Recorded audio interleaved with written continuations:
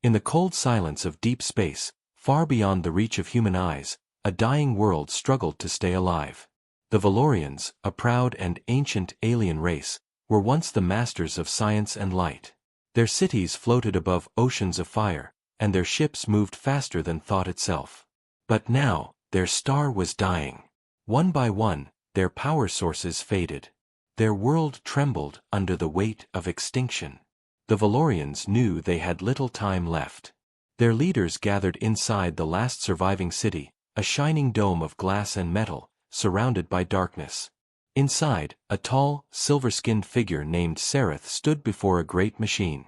His voice was calm, but his heart was full of fear. "Send the signal," he said. "Someone out there must hear us." The machine came to life, glowing with blue energy. It reached across the stars, sending a coded message filled with data, emotion, and one clear message: "Help US. Save US." But something went wrong. A cosmic storm tore through the transmission path. The signal bent, twisted, and broke apart, drifting off course. Instead of reaching their allies in a distant galaxy, it found a different destination. A small, blue planet called Earth. On Earth, it was an ordinary night in Alaska. The snow fell quietly on the remote research station known as Arctic Point. Only 3 people were awake inside: Dr. Emma Hayes, communication engineer Ryan Patel, and astrophysicist Dr. Ethan Cole. They were tired, drinking cold coffee, staring at the radar screens that never showed anything interesting. Suddenly, a sharp beep echoed through the room. Ryan frowned and leaned closer. "What's that?" he asked. The signal repeated, faint but clear. Emma adjusted the frequency. "It's not from any satellite," she whispered. The monitor filled with strange symbols, repeating in perfect rhythm. Ethan watched as the data formed patterns, shapes that seemed almost alive. His heart began to race. "This is not random noise," he said. "It's a message." For the next few hours, they worked without rest. The signal was old and broken, but part of it was still readable. Ethan decoded a fragment, and his voice shook as he read it aloud. "Help us, or you die too." The room fell silent. They stared at each other, unsure if it was a joke, a trick, or something far worse. Emma tried to laugh, but her voice was weak. "Maybe it's interference," she said. "Or an old military code." But deep inside, none of them believed that. The words were too clear, too desperate. The signal grew stronger. It wasn't just data now, it carried images. Glimpses of an alien world in chaos. Red skies, collapsing towers, rivers of molten light. Strange creatures running, screaming in a language that felt like pain. The last frame showed something no one could explain, a glowing alien face staring directly into the camera, as if it knew it was being watched. Then the transmission stopped. The screens went black. For a long time, no one spoke. Ethan finally stood up. "We need to report this," he said. But when he reached for the phone, it rang first. A deep, calm voice spoke from the other end. "This is Major Grant from the Department of Defense. Step away from the equipment. We are taking control of this signal." Within hours, black helicopters landed near the station. Soldiers in heavy coats moved in, packing up every computer, every hard drive. Emma, Ryan, and Ethan were ordered to sign documents and remain silent. But Ethan couldn't stop thinking about the words, "Help us, or you die too." The next morning, the research station was empty. The government had taken everything. But that night, as Ethan drove home through the snow, his car radio flickered on by itself. The same voice from the alien message whispered through the static, clearer this time. "You heard us. You cannot run." Ethan froze. The radio turned off. The world outside seemed too quiet. He looked up at the night sky, where the northern lights danced in green and purple waves. For the first time in his life, he felt small, like an insect under a cosmic microscope. Somewhere out there, someone, or something, was watching him. The signal had found Earth. And now, Earth had been noticed. Across the galaxy, the dying Valorians were still waiting, not knowing their message had reached the wrong species. They were hoping for salvation. But what was coming would change both their worlds forever. The signal, lost and broken, had started something that could not be stopped. It had opened a door between two species, one desperate and one unprepared.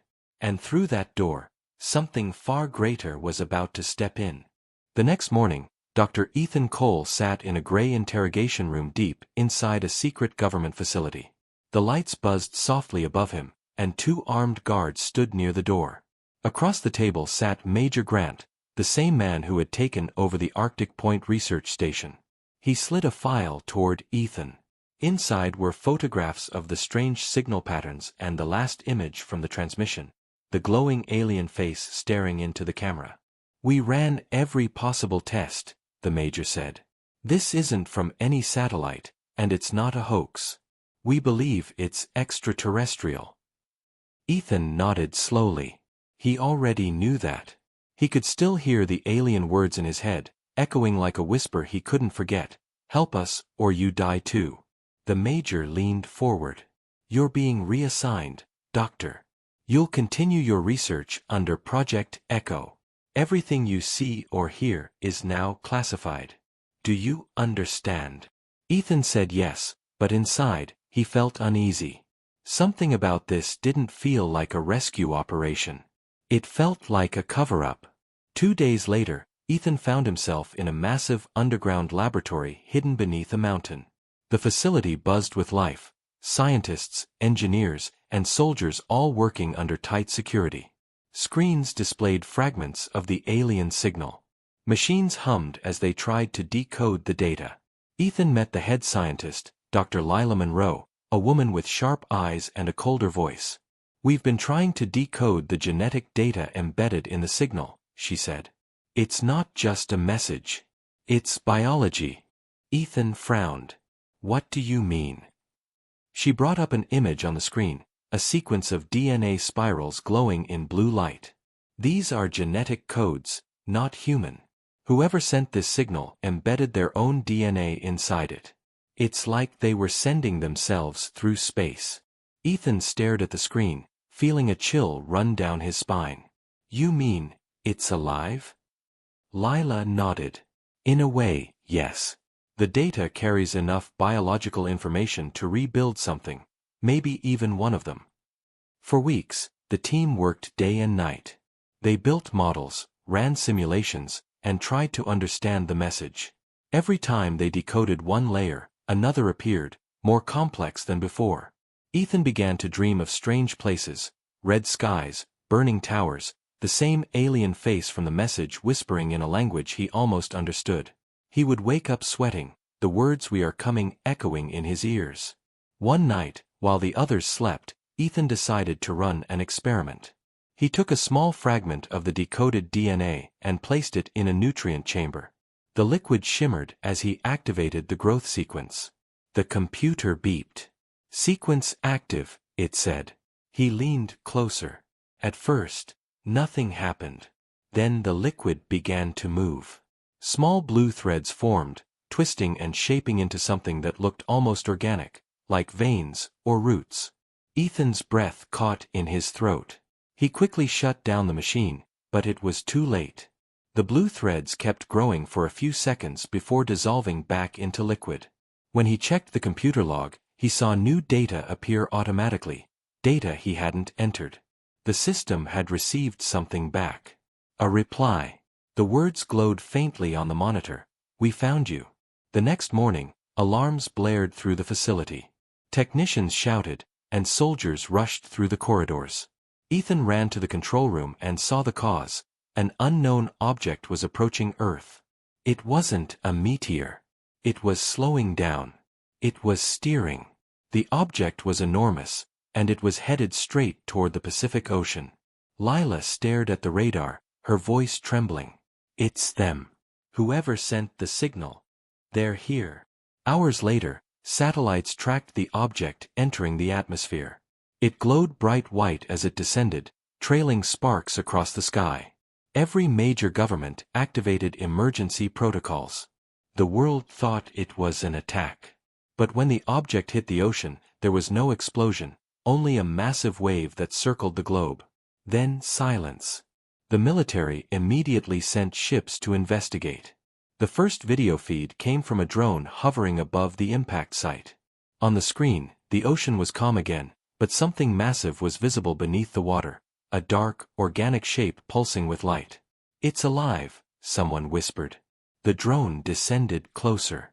The thing looked like a ship made of bone and coral, breathing slowly, as if sleeping. Suddenly, part of it opened, revealing a hollow tunnel glowing blue. The signal detectors on the drone began to spike. The same message repeated, "Help us! Help us!" Ethan watched from the lab as the drone feed crackled and died. The last thing they saw was a burst of light, and then, nothing. The connection was lost. Hours later, the ocean near the crash site began to boil. Strange shapes floated to the surface, small, glowing pods drifting with the waves.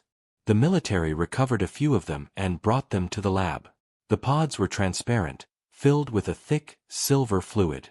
Ethan noticed that inside each pod was something moving, something alive. "These could be survivors," he said. "We need to open one carefully." The others hesitated, but curiosity won. They opened a single pod under controlled conditions. The moment the seal broke, the lights in the room flickered. The silver fluid spread across the table like it was alive. It formed small, root-like tendrils that reached toward Ethan's hand. Before anyone could react, one of the tendrils touched his skin. A bright light flashed, and Ethan felt a burning pain shoot through his arm. The tendrils sank into his veins before dissolving completely. He gasped, but the pain quickly faded. The rest of the team rushed to help him, but he waved them away. "I'm fine," he said, though his voice trembled. When he looked at his hand, faint blue lines glowed beneath his skin. Later that night, as Ethan lay in the infirmary, his mind began to fill with images, flashes of the alien world, the dying Valorians, and something else behind them. A shadow. A darkness spreading across the stars. Then a voice spoke softly in his head. "You heard our call. Now you must see." Ethan sat up, sweating and shaking. Outside, alarms began to ring again. On the ocean floor, the alien ship was waking up. The ocean boiled for hours after the crash, releasing waves of steam that rolled across the horizon like clouds of smoke. The world watched in silence as satellite footage showed a massive glow deep beneath the Pacific. No one knew what it was or what it meant. The news called it an object of unknown origin. Governments called it a potential threat. But to Dr. Ethan Cole, it was something else, a message that had come to life. 4 days, military ships surrounded the site, dropping sonar buoys and scanning the depths. They picked up faint pulses of energy, rhythmic and intelligent, almost like a heartbeat. The pattern matched the alien signal Ethan had decoded weeks earlier. Every beat seemed to whisper through the static, "We are here." In the underground facility, Ethan's health began to change. The strange blue glow under his skin had spread up his arm. Doctors ran tests but found nothing unusual in his blood except for a trace of unknown protein. He didn't tell them about the dreams, visions of alien skies, tall silver towers, and creatures calling his name. He could feel their fear. He could feel their desperation. And every night, the voice returned. "You must help us. They are coming." One morning, Lila burst into the lab holding new data from the sonar feed. "The object moved," she said. Ethan looked at the screen. The alien ship had shifted position under the water. It was alive, and it was trying to reach the surface. Within hours, tremors shook the ocean floor. Then, with a thunderous roar, the water split open as something enormous began to rise. A massive structure broke through the waves, sending ships tumbling in all directions. It looked like a mountain made of bone and metal, glowing faintly with blue veins. Reporters around the world filmed the event live, calling it the arrival. For the first time, humanity stood face to face with something truly alien. The ship hovered silently above the ocean, dripping water like rain. Then, slowly, a part of its hull opened. Inside, a soft light glowed, a tunnel leading into darkness. The military prepared to attack, but the order never came. The president had declared a global stand-down. "We will not strike first," he said in a worldwide broadcast. But that decision came too late. From the ship, hundreds of small, drone-like creatures emerged. They were organic, shaped like floating seeds with thin, glowing tendrils. They scattered into the sky, spreading across the world in minutes. Some landed in cities. Others disappeared into forests and oceans. The world panicked. People thought it was an invasion. Ethan, watching the live feed, recognized the shapes immediately. They were the same kind of pods he had seen in the lab. "They're not attacking," he said. "They're searching for something." But no one listened. In Tokyo, one of the drones landed on a building and released a pulse of light. The electricity grid crashed instantly. In California, another drone attached itself to a communication tower, transmitting unknown frequencies. Governments across the world lost control of satellites and power grids. Panic turned to chaos. In the following hours, military forces tried to destroy the drones, but every time one was hit, it dissolved into dust, leaving behind strange particles that entered the air. Ethan realized what was happening. "They're releasing spores," he whispered. "They're trying to connect with us." Lila didn't believe him until soldiers brought back the first infected person. It was a Navy diver who had touched one of the drones during recovery operations. His eyes glowed faint blue, and his voice sounded like several people speaking at once. He repeated the same words again and again. "They are not coming to harm. They are running." Before doctors could question him further, the diver's body convulsed, and he collapsed. His veins turned dark, his heart stopped, and his body began to dissolve into a silver fluid identical to what was found inside the pods.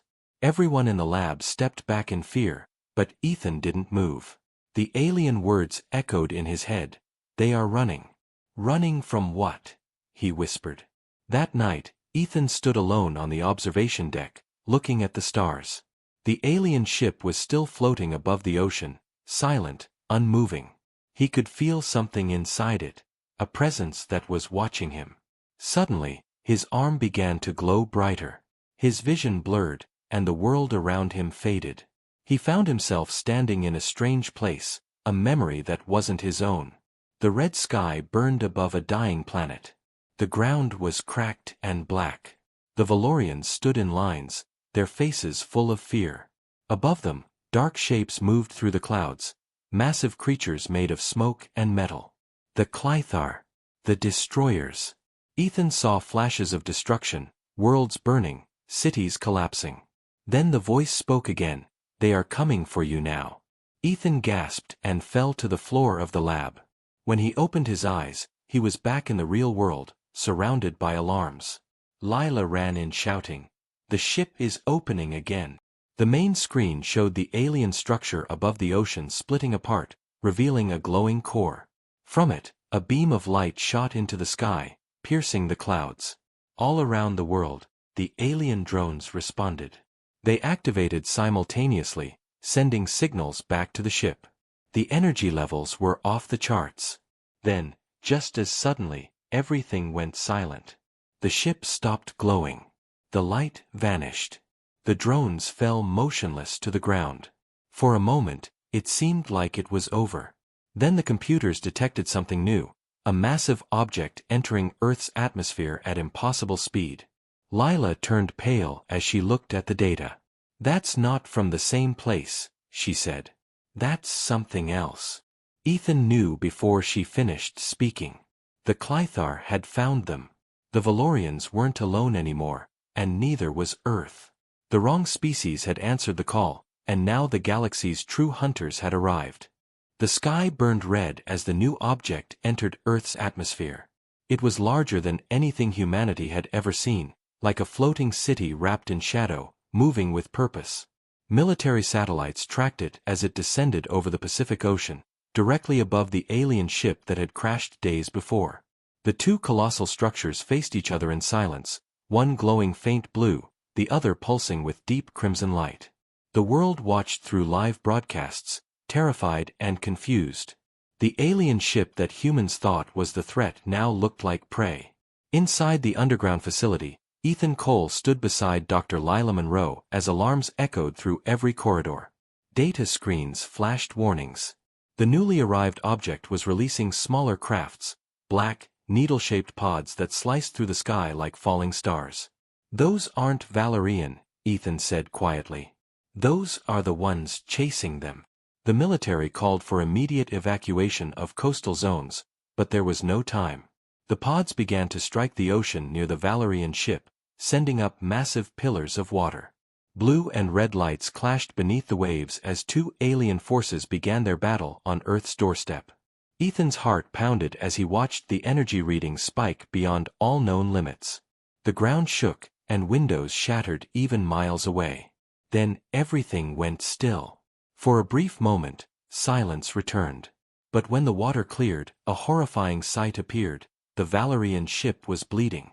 Its once glowing hull now flickered weakly, and strange fragments broke away, floating toward the shore like pieces of glowing coral. The black pods began to open, revealing creatures unlike anything human eyes had ever seen. They were tall, armored in obsidian plates, with limbs that bent the wrong way and eyes that burned like red coals. The Clythar had arrived. The soldiers at the beach fired in panic, but the bullets passed through the creatures like smoke. The Clythar moved in silence, feeding on electrical energy, draining lights and machines wherever they walked. Back at the facility, Ethan stared at the data feed. The Clythar were spreading fast, moving inland. "They're not just here to destroy," he said. "They're harvesting." Lila frowned. "Harvesting what?" Ethan looked down at his hand, where faint blue veins still glowed under his skin. "Life," he said. "They consume it to grow stronger." The room fell silent. The Valerian ship sent another signal, weaker this time, but Ethan could still understand parts of it. "Hide, protect, they follow the signal." His eyes widened. "We brought them here. The signal that reached Earth. It told them where to find us." Lila's voice trembled. "Then it's our fault." Ethan didn't answer. He felt something stir inside his mind, like a presence trying to speak through him. The Valerian consciousness was awakening. Images flashed in his head again, the Valerian scientists sending the distress call, their faces full of fear, their world already half consumed by the Clythar. They never wanted help. They wanted to warn others to stay away. But the signal was misunderstood, its meaning twisted by time and distance. And now, the same mistake was happening again. "We didn't receive a message," Ethan whispered. "We intercepted a warning." Outside, the sky began to flicker with unnatural lightning. The Clythar's energy waves were spreading through the atmosphere, disrupting satellites and communications. Planes fell from the sky, cities lost power, and the world plunged into chaos. People ran through dark streets while strange lights flickered above the clouds.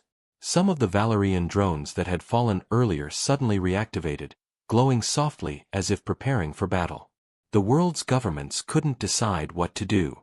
Should they fight both alien species or side with one against the other? Ethan believed there was only one answer: understand them. "If we don't communicate with the Valorians now, everything will end," he told Lila. "We need to find a way to talk to them directly." Lila hesitated. "How?" Ethan took a deep breath and rolled up his sleeve. The blue glow beneath his skin pulsed in rhythm with the Valerian energy readings. "They already gave me the way," he said. Ignoring Lila's protests, he placed his hand on the interface console. The machine recognized his altered DNA and began to sync with his nervous system. His vision blurred as a surge of light filled the room. For a moment, Ethan was no longer in his body. He stood inside a strange space made of energy and sound. In front of him stood a Valerian, a tall being of silver light, its voice echoing inside his mind. "You carry our code. You are now the bridge."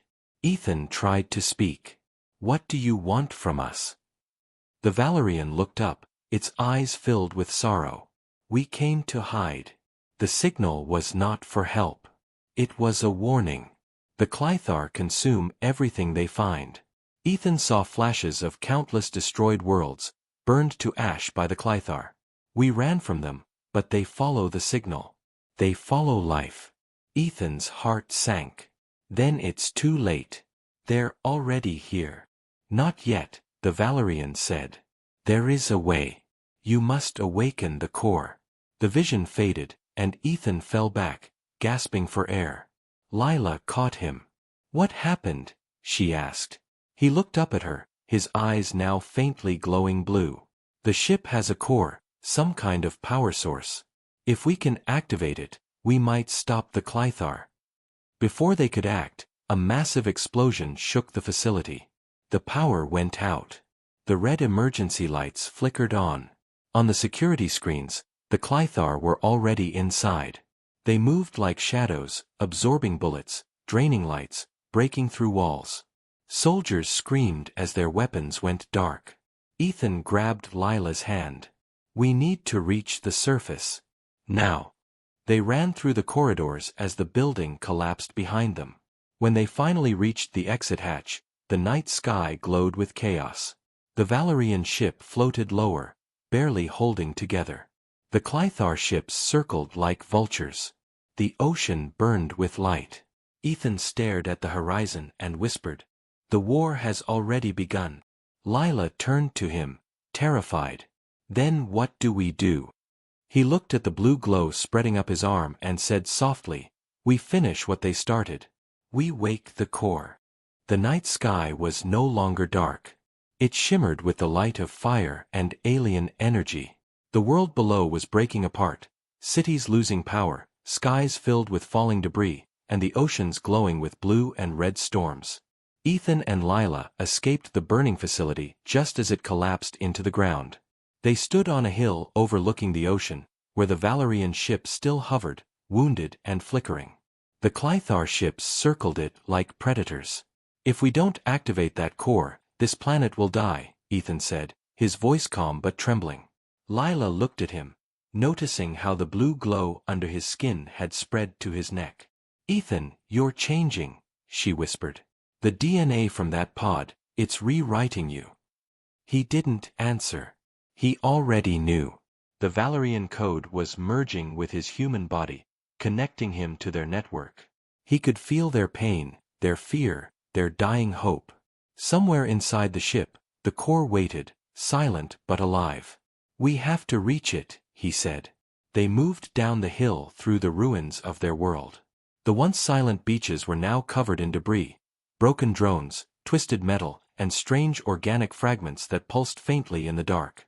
As they approached the shore, the air began to hum.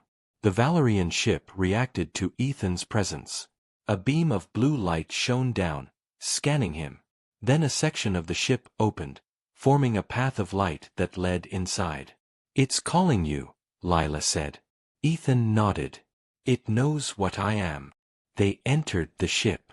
The interior was like walking inside a living creature, walls of translucent material pulsing with faint veins of energy. Strange symbols glowed across the surfaces, shifting like water. The ship seemed half dead, its systems fading, its heartbeat weak. In the center chamber stood the core, a massive sphere of liquid light, swirling with colors that didn't exist on Earth. As they approached, voices echoed softly around them, not through sound but directly in their minds. "The core is dying. We are fading." Ethan placed his hand on the sphere. It felt warm, almost human. The light responded, growing brighter. "Tell me what to do," he said aloud. "You must complete the link," the voice replied. "But when you do, you will not return." Lila stepped forward. "What do you mean?" The Valerian presence spoke again. "His mind will merge with the core. It is the only way to awaken it. He will become one of us." Ethan looked at her, and for the first time, he smiled. "It doesn't matter. If this stops the Clythar, it's worth it." Lila shook her head. "There has to be another way." But before she could continue, the ship trembled violently. The walls darkened, and an alarm echoed through the chambers. On the screens that appeared in front of them, the Clythar were breaching the hull. Their black ships had attached themselves to the Valorian structure like parasites, drilling inside. Ethan turned back to the core. "There's no time," he said. He pressed both hands against the sphere, and a surge of energy exploded through the room. The blue light engulfed him, lifting him into the air. His body began to dissolve into glowing fragments. Lila screamed his name, but his voice echoed through her mind instead. "It's okay. I can see them now. I can see everything." Through the core, Ethan saw the war from above, the entire planet covered in spreading darkness, the Clythar consuming life wherever they touched. But he also saw something else, the Valorians' last memory. Their world had once been full of light until the Clythar arrived. The Valorians had created the core to fight back, but it required a living consciousness to control it, a sacrifice no one had survived. Ethan understood what he had to do. The core absorbed his mind completely, merging his human thoughts with Valorian technology. His body vanished, replaced by a glowing figure of pure energy. The ship roared to life. The lights flared, and the structure began to move again.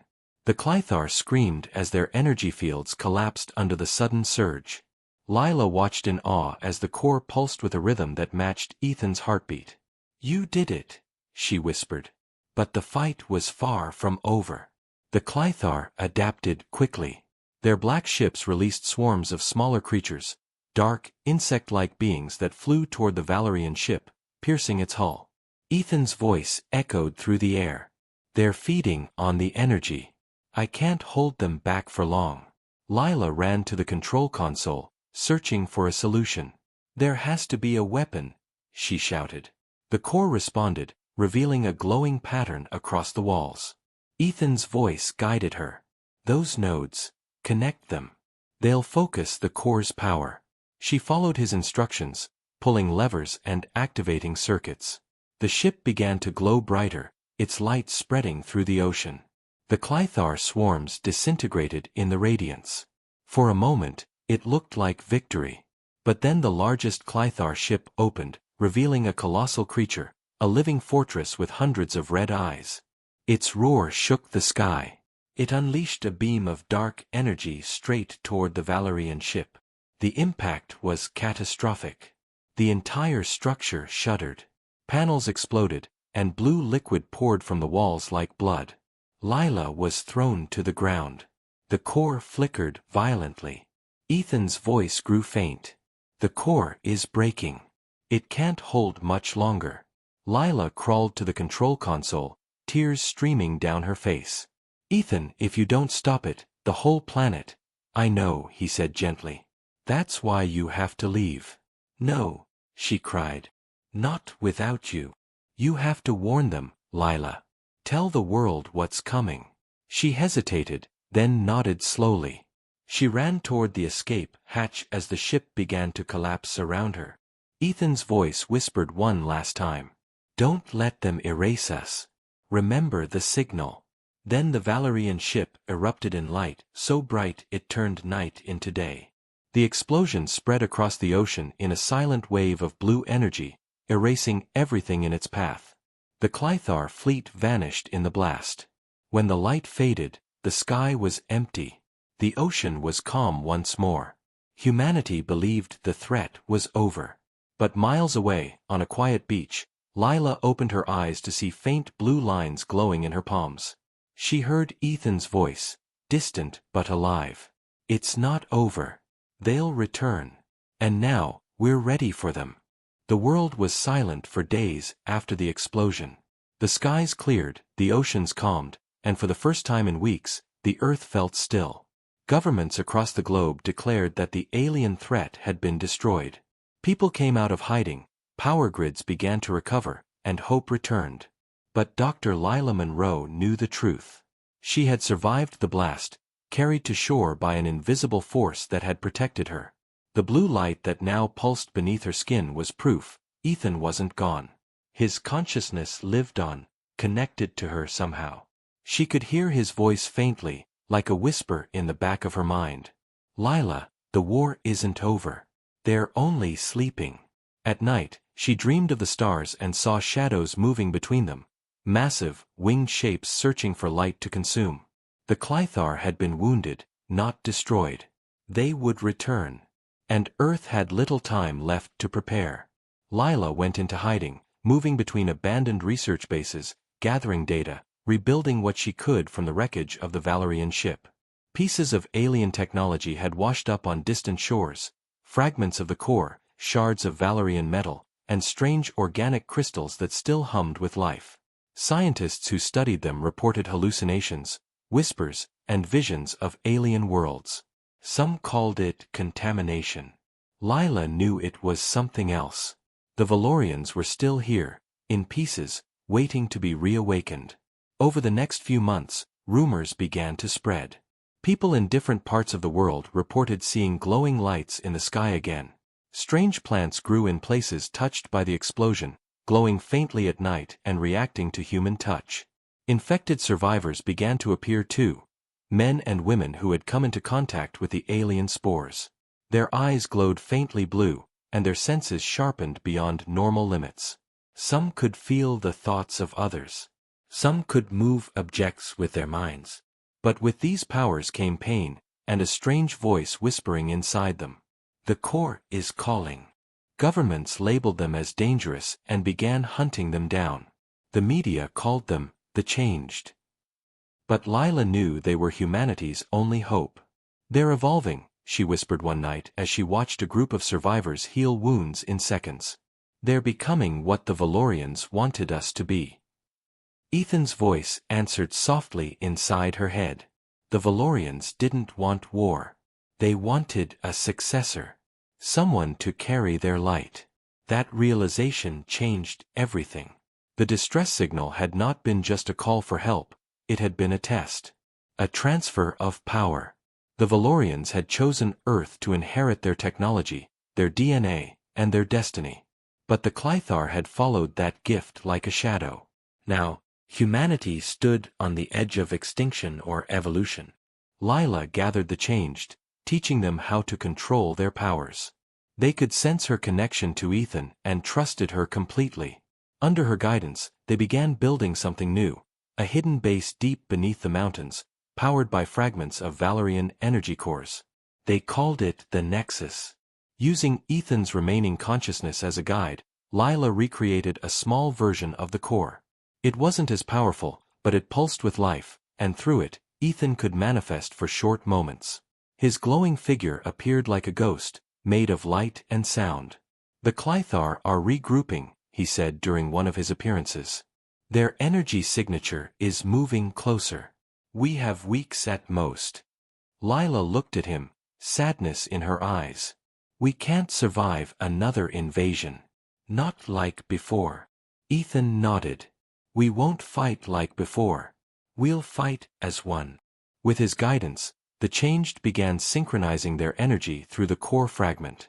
When connected, their combined power created a field of pure light, something that the Clythar couldn't feed on. They discovered that human emotion, especially unity and hope, amplified their strength. For the first time, humanity had a weapon the Clythar could not understand. But as the Nexus grew stronger, so did the danger. Governments began to view Lila and her group as a threat. Secret operations were launched to capture them.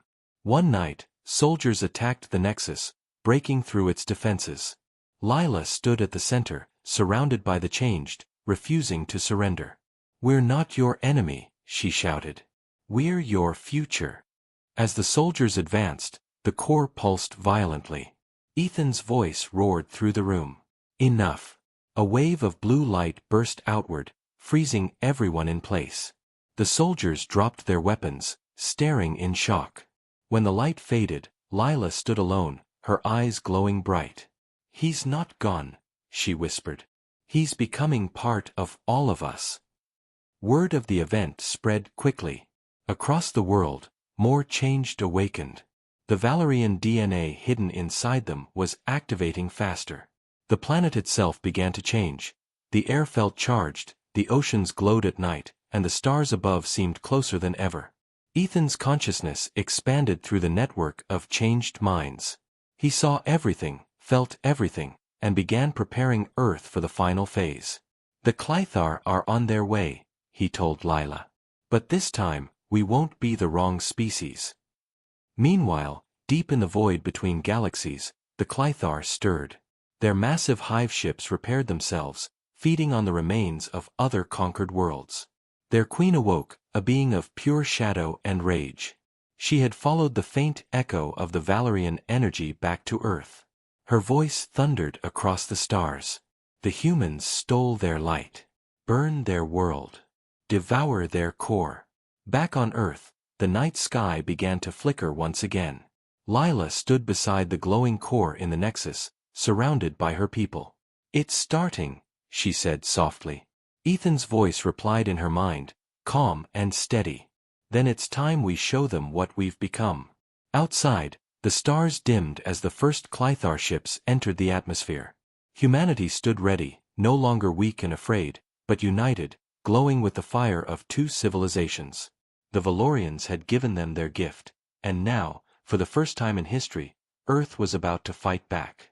The sky tore open like a wound. From the rift above Earth, the Clythar fleet descended, massive, black ships pulsing with red energy, their forms shifting like living shadows. The air itself seemed to shiver as their presence filled the atmosphere. Across the world, power grids flickered, satellites failed, and cities went dark. Humanity watched in silence as the nightmare returned. But this time, the planet was not unprepared. Deep beneath the mountains, in the Nexus, Lila stood at the center of a glowing chamber. The core fragment pulsed like a beating heart, its light reaching through walls of metal and stone. Around her, hundreds of the Changed stood ready, their eyes glowing blue, their bodies humming with Valorian energy. Ethan's voice echoed through the chamber, powerful and calm. They're here. This is our moment. The air vibrated as the core linked them all together. For a brief instant, every mind connected, thousands of thoughts merging into one will, one consciousness. They could feel each other's fear, hope, and determination. Lila looked up at the holographic map that showed the enemy's approach. They're heading straight for us, she said. They know where the core is. Good, Ethan replied. Then we bring the fight to them. Outside, the ground shook as the first Clythar ships broke through the clouds. They unleashed torrents of red lightning, vaporizing everything in their path. But the light from the Nexus erupted outward, forming a massive dome of blue energy that absorbed the blasts. From within, Lila raised her hand, and the Changed followed her lead. Streams of light shot from their bodies into the sky, merging together into a single beam that pierced the dark clouds. It struck the lead Clythar ship, tearing it apart in a burst of brilliance. For the first time, the galaxy's oldest predators screamed in fear. Ethan's voice surged through the network. Now you understand. You are not prey anymore. Around the world, other Nexus outposts activated. Each one connected to the core network Ethan had built through the Changed. From deserts to forests to frozen tundras, blue light rose into the sky, joining together like veins of a living planet. The Earth itself had awakened. The Clythar launched a full assault.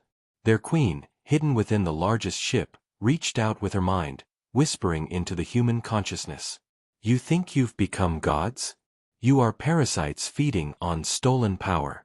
Her voice made mountains tremble and oceans boil. But Lila stood firm, her eyes blazing with light. We didn't steal it, she said aloud. It was given to us. The core responded to her defiance, pulsing faster. Ethan's presence grew stronger, no longer just a voice but a luminous figure standing beside her. She's close, he said. We can end this, but we have to reach her. Lila nodded. Then let's finish it. A massive portal opened above the Nexus, created by the combined power of the Changed. Lila and Ethan stepped through, emerging in orbit, surrounded by chaos. Dozens of Clythar ships swarmed like a storm of black wings. The Queen's ship loomed in the distance, larger than a city, its surface alive with crawling veins of crimson light. There, Ethan said. That's where it ends. They flew toward it, surrounded by a formation of glowing human fighters, each one powered by Valorian energy, each one connected to the core. The Clythar attacked in waves, but the humans moved as one being, dodging, striking, countering in perfect synchronization. The light of their unity was something the Clythar could not comprehend. When they finally reached the Queen's ship, Lila landed on its surface. The organic metal shifted beneath her feet, pulsing like flesh. Ethan's form flickered beside her. "She's inside," he said. "But if we destroy her, the entire fleet might collapse." "Then we have no choice," Lila replied. They entered the ship, moving through tunnels that felt alive. Whispering voices filled the air, taunting them, showing visions of death and ruin. The Queen tried to break their minds. "You can't win," her voice hissed. "Your kind is fragile. You were never meant to hold the light." Lila pressed forward, her resolve unshaken. "Maybe," she said softly, "but we learned to carry it anyway." In the heart of the ship, they found the Queen, a towering being of shadows and fire, her body shifting between forms. She looked down at them with eyes like burning suns. "You are echoes," she said. "The Valorians were fools to trust you." Ethan's light flared brighter. "No," he said, his voice shaking the chamber. "They trusted love. That's something you'll never understand." The Queen roared, unleashing a wave of dark energy. Ethan absorbed the blow, his form flickering. Lila screamed as he began to fade. "Ethan, don't. You have to finish it," he whispered. "You're the core now." Before she could protest, he reached out, placing his glowing hand on her chest. Energy surged through her, merging his consciousness completely with hers. Her body ignited with blue fire, her voice and his becoming one. The Queen attacked again, but Lila raised her hand, stopping the blast midair. "This ends now." The core inside her heart awakened fully. Light exploded outward, burning through the walls of the ship, spreading like wildfire. The Queen screamed as her body disintegrated, her dark essence erased by the purity of Valorian light. Across the sky, the Clythar fleet began to fall. One by one, their ships turned to dust, dissolving into glowing fragments that rained down upon Earth. When the light faded, silence returned. The battle was over. Lila floated above the planet, her body glowing with the same blue light that once belonged to the Valorians. Ethan's voice spoke within her, gentle and proud. "You did it." She smiled faintly. "No," she whispered. "We did." She looked down at Earth, the oceans shimmering, the land pulsing with new energy. The human race had changed forever. They were no longer just survivors. They were the inheritors of the Valorian legacy. As she descended back to the Nexus, the changed gathered around her, their eyes bright with hope. "Is it over?" one of them asked. Lila looked up at the stars. "For now," she said. "But the galaxy is wide, and somewhere out there, others will come. And when they do," she raised her hand, blue light dancing across her fingers, "we'll be ready." The core pulsed one last time, sending a final wave of energy through the planet. The light spread across every corner of Earth, awakening something ancient and powerful within its people. The age of humans was over. The age of the new Valorians had begun.